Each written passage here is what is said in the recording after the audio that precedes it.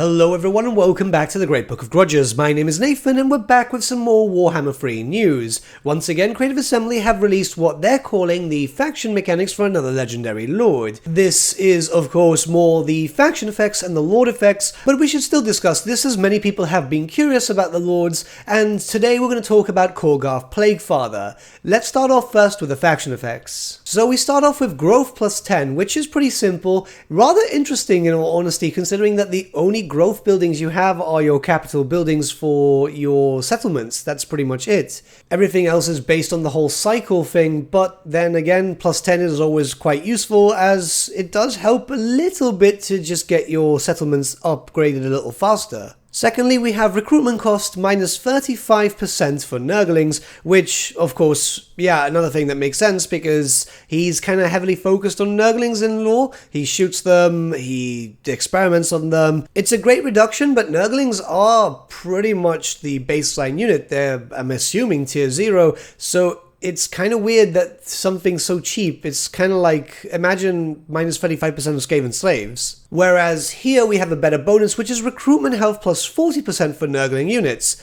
This is much better. Obviously keep in mind that these values could be subject to change by the time that we get to the release of Warhammer 3, but I am imagining that we are pretty much locked on as close to possible. 40% recruitment health is going to be quite good because, as we know, NURGLE doesn't really start in the same way as anyone else. With NURGLE, it's more in the style of, say, for example, Three Kingdoms, where your units will not recruit in, say, for example, over a turn. You'll get them instantly, but they'll start off very, very weak and they'll need to heal up before actually being at full strength. So this is going to be quite nice. I mean, it's only Nurglings, but at least you'll be able to have something up there and just being able to do some damage instantly. So that's it in terms of faction effects. I would say that if it were up to me, and this is just a personal thing, I would remove the recruitment cost for Nurglings and possibly add in some extra damage for the Nurglings, but hey, we still haven't seen how they're going to work in campaign, so I could be very wrong here. Let's move on to the Lord effects. So infection cost minus 50% for Lord's army. So that's going to be quite good if you want to buff up your army with the different plagues.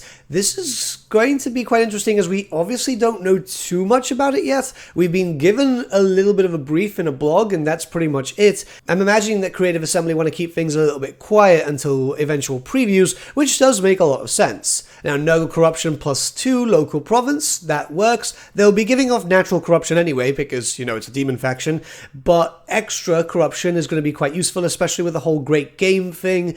This, yeah, it's decent. And the last one is chance of plague spreading plus 15% in Lord's army.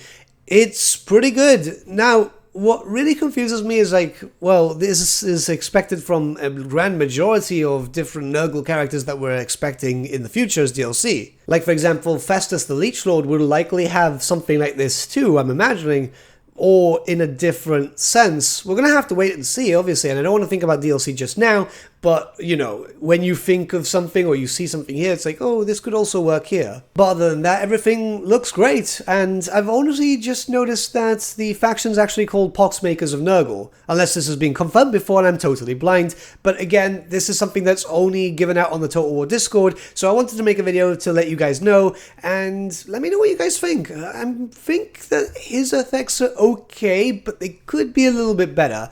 The others, like, say, for example, Katarine, Scarbrand, and so on, those have been on the nose, I'd say. Again, we won't truly know how it's going to work until, well, we actually get our hands on the game, but hey, we can still discuss. But anyways, let me know your thoughts in the comments below, and let's start a bit of a discussion.